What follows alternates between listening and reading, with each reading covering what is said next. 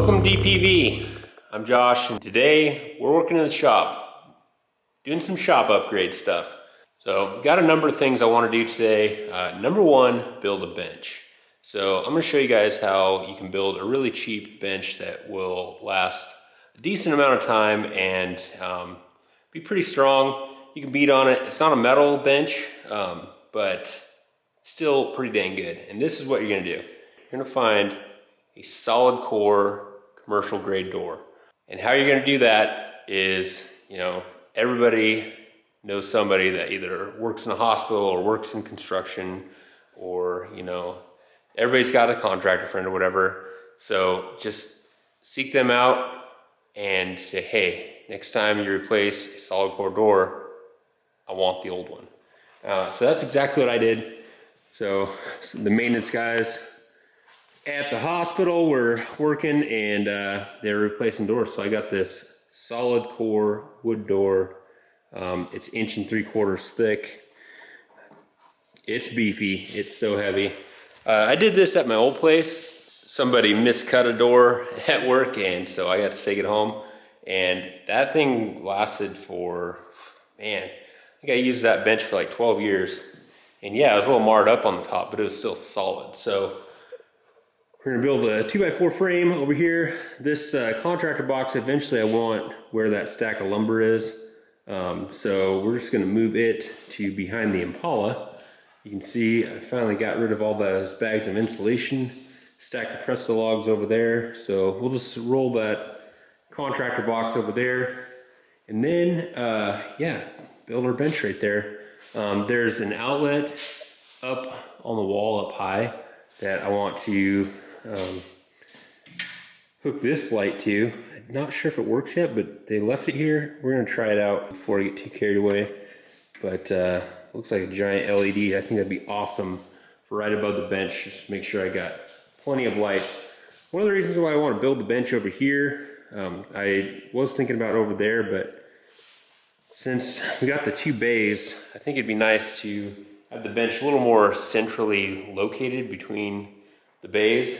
So if I'm working on the ghetto over here, the bench is still close. I don't have to walk all the way around the chief, because the ghetto only really fits well in that bay. It is a long car. So also underneath the bench, gonna build a shelf. I got some 3/4 inch plywood laying around. So build a shelf under there. Is over here, I got a bunch of different tools and stuff, and I thought it'd be all right on those shelves over there, but it's not real convenient to have tools kind of buried over there. So it'd be better to have them with the tools. So let's move this box around and start building our 2x4 frame.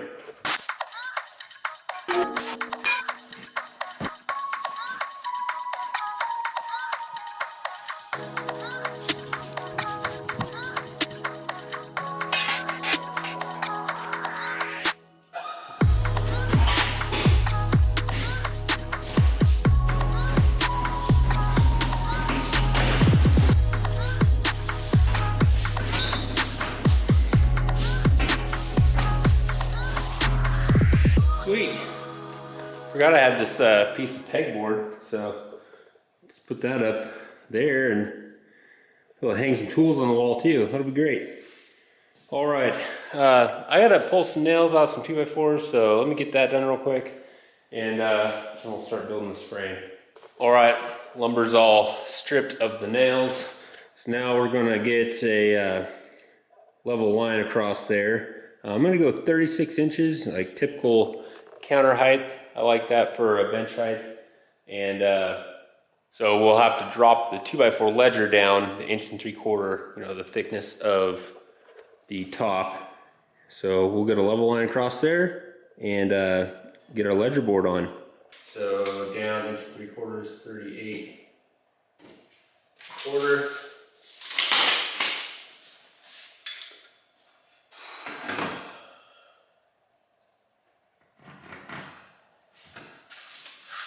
When you're using a level to make a long level line, each time you transfer a mark, you want to flip it end over end, because then you won't be out any more than what the level is out. Because the level could be out a little bit. If you go the same direction the whole way, if it's out, you know, say 32nd, in this run you'd be out a 16th at the end. And you can imagine if you're on a long run, you could be out, you know, quarter inch, half inch, if you kept the level going the same way. So you want to flip it end over end.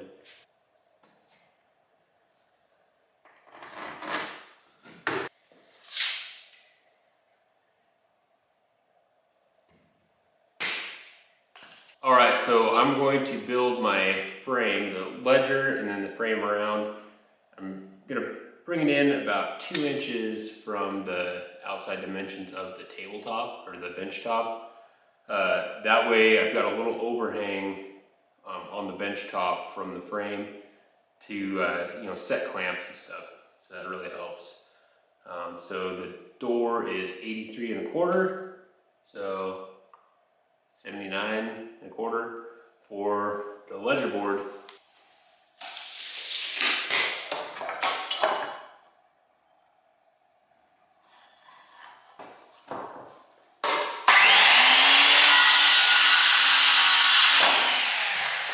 All right, so I actually went 76 1/4 for this wall ledger board because, so 79 1/4 would be 2 inches on each side on the bench overhang, and then I minus another 3 inches for 1.5" 2x4 on each side. So this 2x4 can run in and screw into the side of it.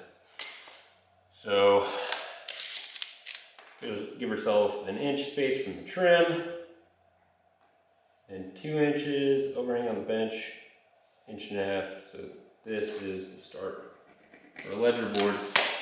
You'll want to make sure that you attach this to studs, obviously. So if you don't have a stud finder, outlets are a good indication where studs are. So I can see this was probably nailed into a stud. This is nailed into a stud. So right there is a stud. And then typically they are 16 inches on center. Sometimes 24, but most of the time 16. So you can just, you know, measure each way and find your studs.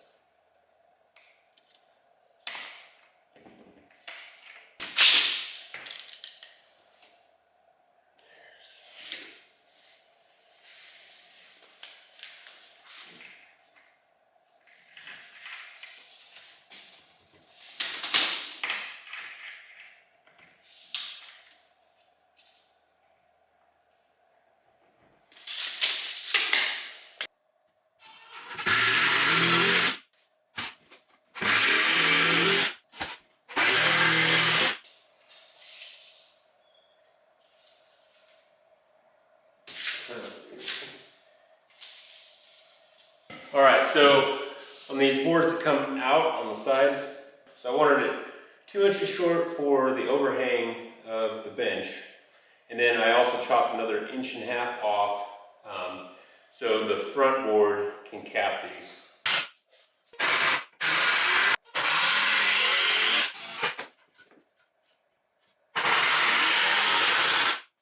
All right, this one should be 79 1/4.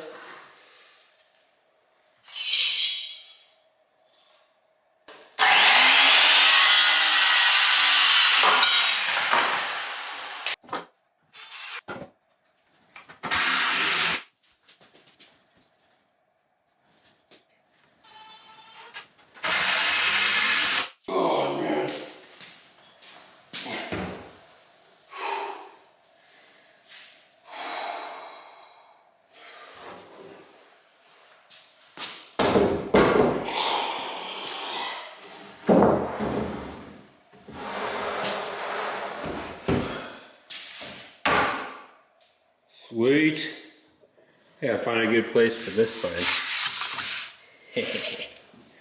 So I just gotta pre-drill some holes around because I don't want this to splinter too bad when I screw it down to the bench there. And by screwing this down, that should eliminate the need to really like triangulate those legs, because it won't be able to wiggle back and forth once it's screwed down to that frame. So do that, And then go ahead and build our shelf under there for tools and stuff. I might bring those transmissions over and slide them under there. That'd be good.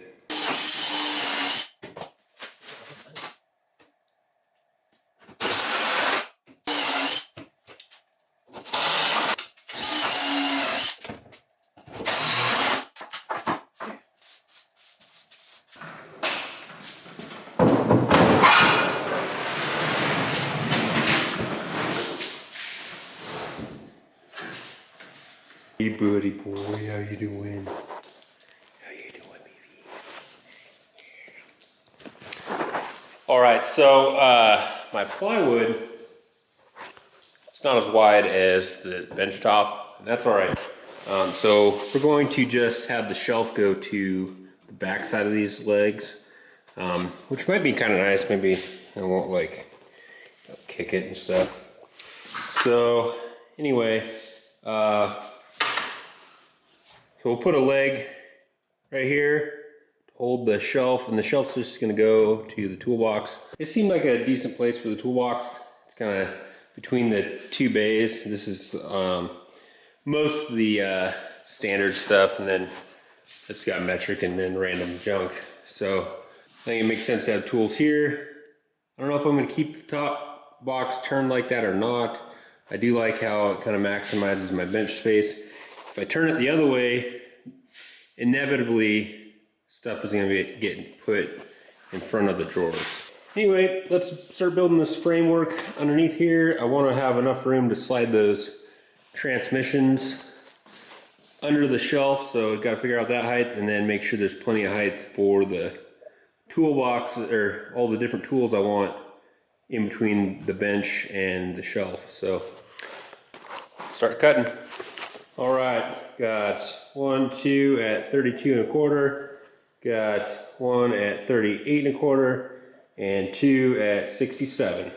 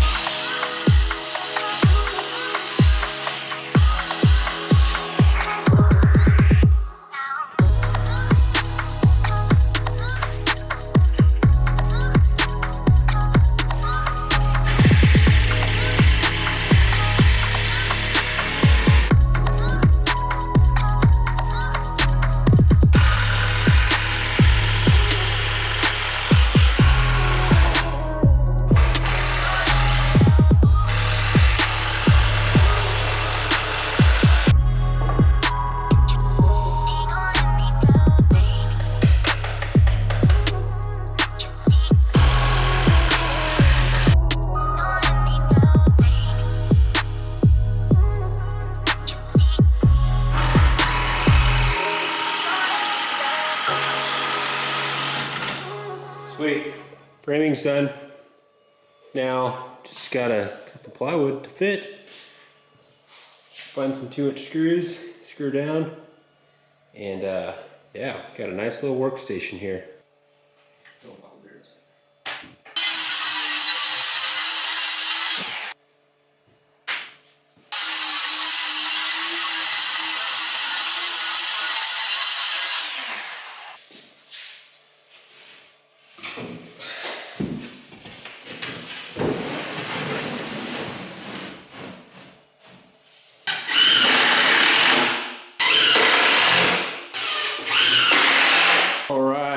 Looks pretty dang good. What do you think, beefy boy? Is it good? So, pretty excited about this. It's gonna be nice. So, I have about, I don't know, maybe $6 worth of fasteners in this whole thing, and that's it. So, and I know I had some lumber laying around, but guys, there is free lumber on Craigslist all the time. So, if you don't have a bench, I don't care if you're renting or buying or whatever, if you don't have a bench, you need to build a bench, because it just like transforms your shop. What you can do, it just makes things so much easier if you've got a good solid surface to work on. And so get yourself a free door, get a nice solid top, find some lumber. Even if you were to buy this lumber, it wouldn't be more than 50 bucks. So yeah. And then as far as tools, yeah, it definitely takes some tools to do this. But if you were on an extreme budget, you could do this with, hammer, nails, and a handsaw if you couldn't afford, buying some power tools. But if you're in the market for power tools, I've got a couple suggestions for you. So as far as impacts, I love the Makita impacts. I've had this set, you can tell it's pretty dang beat up. I've had it for at least 8 years. It might be 10, I think 8, and it has done a lot of jobs. I was a contractor before I became a pharmacist. I don't know how many decks this thing has done, and it is still working just fine.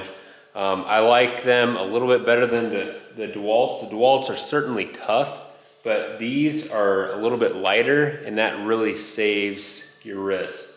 So yeah, the Makita impacts are pretty awesome. So I'll link that in the description below. And then also, if you're in the market for a skill saw, get the skill saw brand Mag 77. This thing, I have had this saw for 17 years now, and it just kicks butt, and it still cuts totally square. I mean, the trick is to not, drop it on the ground. You got to set it down, but this is the original table, everything. New cord on it. I put a long cord on it because I cut it at some point. But yeah, the Mag 77. When I was doing a lot of concrete work, we had the HD 77s, which are a little bit tougher, but they're 2 pounds heavier than the Mag 77. So again, save your wrist, get the Mag 77. It's a little bit lighter, and this thing is a beast. I've cut concrete with it even. So, all right, we've got a little more time today. Let's get this shelf filled up, get the tools organized, and then I think we'll stick this pegboard on, and then maybe work on that light. We'll see how much time I got today.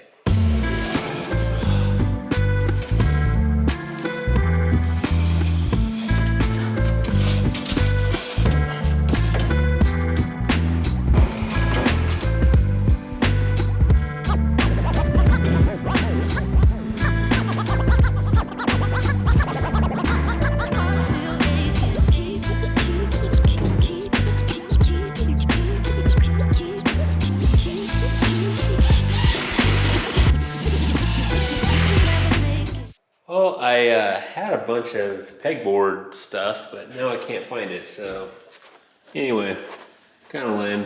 All right, let's work on this light, see if it works. All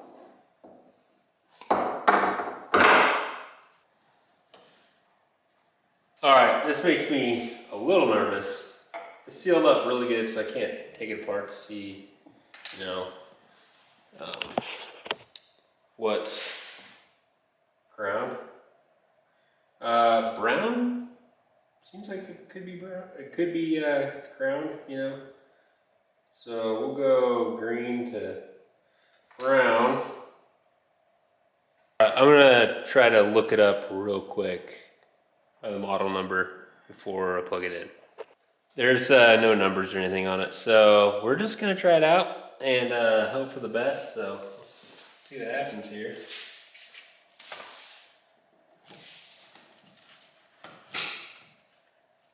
Something's not right.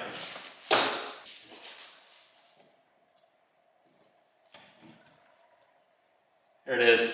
Holy cow, that is bright. Dang.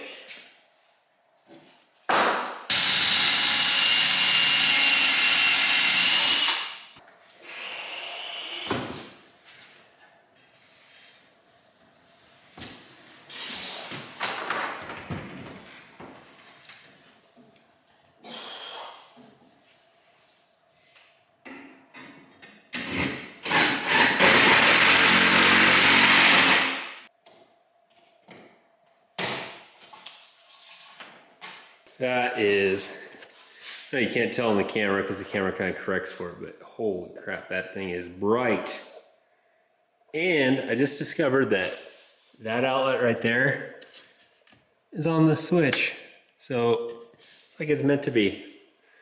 So gotta tidy up that wiring, tape up my connection there.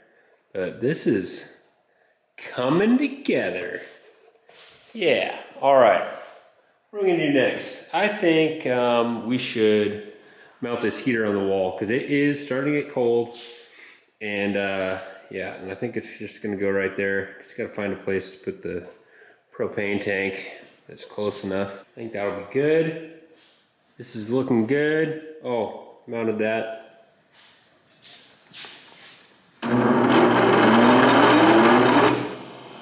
Sweet. Shop's coming together. All right, let's get that heater mounted.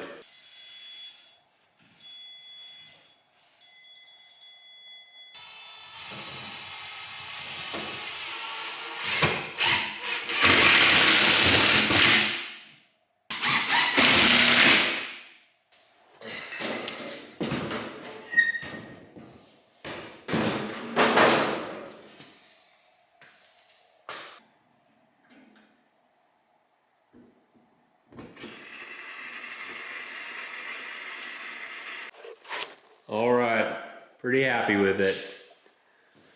Even got the party time light up. Party time. And then, man, this thing is, boom, bright. So, heater's all installed. The tools brought up here. Transmissions, T-cases. For the Big Chief. So anyway, yeah, I've got like $6 into this bench just because I was able to, you know, scrounge up some 2x4s, and the biggest thing is getting this door for the top. So find yourself solid core door. If you can get commercial grade, that is the best. Nice 1.75 inch thick. So this should last a long time. And then still got the fab table over there, do the fabbing over there, and then, you know, mechanic stuff over here, other projects, whatnot. Eventually I'll get better cork boards set up and get the little doodads to hang all the tools. But yeah, build yourself a bench. It really, really helps with projects, you know, rebuilding carburetors, rebuilding other small parts and stuff. Being able to work at waist height, you know, and you don't want to have to work on the floor or on a flimsy table or on your tailgate. So like even if you're renting and you can't screw to the wall or whatever, just put an extra set of legs on the back side, basically make it a table so you can get some work done. Anyway, that's all I got for you this time. If you want to support the channel, we got merch on Teespring, link in the description below. You can shop on Amazon via any of the links in the description. I'll make sure I'll link the Mag 77 skill saw and the Makita tool set that I use quite often on my carpenter projects. I'll link those below. You can become a Patreon. That's basically like a per video support system. So check out the link in the description on that. There are some perks at the different levels, and we're gonna try to boost that up here, especially in the next year. Try to get some more Patreon specific content there as we can. So yeah, check that out. Last but not least, just like, share, and subscribe. It's been quite the ride. We're pretty excited where we're at and excited where we're going. All right, wheel it, wreck it, wrench it, repeat. See you next time.